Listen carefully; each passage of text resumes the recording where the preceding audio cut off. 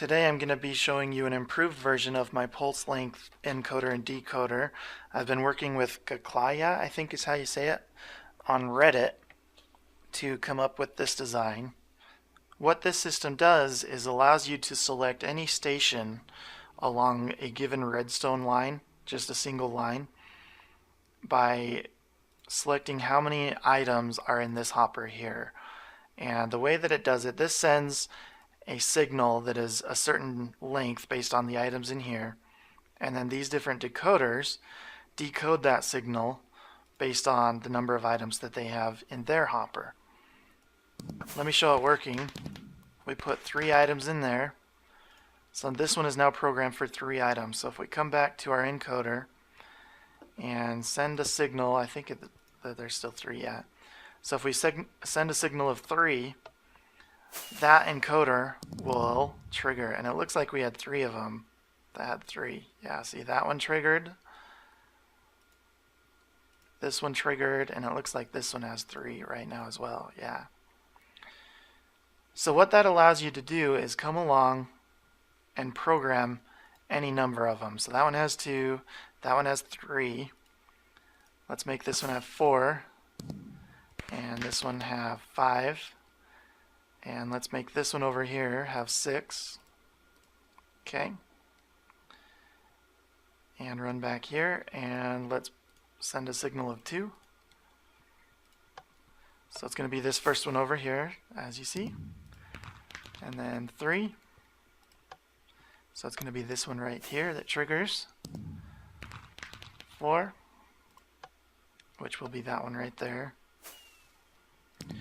Really powerful concept. If you can utilize it the right way, it's really powerful. This particular design isn't limited. You can use any number of items in these hoppers. It's only limited by 5 stacks of 64, so you can use it.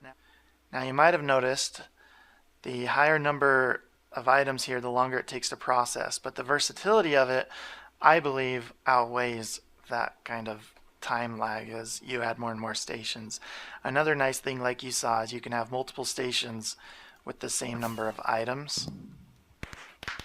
So you can, one signal, you can select different items across your map.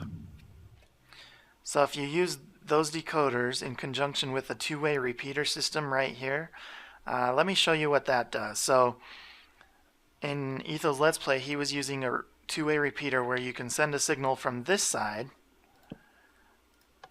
you see, and it goes that way, or, well, I got lucky, or you send a signal from this side and it'll go that way. So this sends the signal both ways.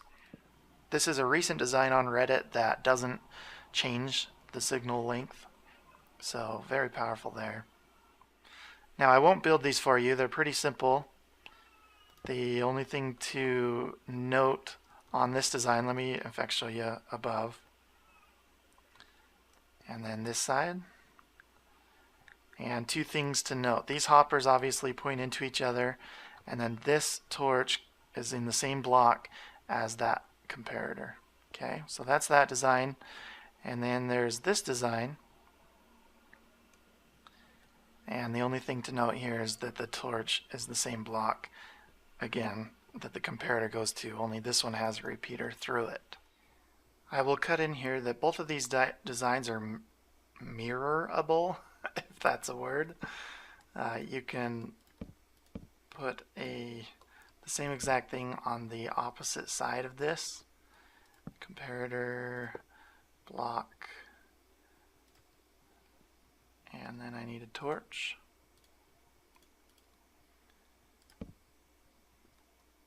And then place items in here. So now this counts, even though there's 1 input, this counts as 2 decoders. You have the decoder over here with 5 items and the decoder over here with 4. And that's all I've done right there. It's the same exact thing, only the torches are on the side instead of the front like that.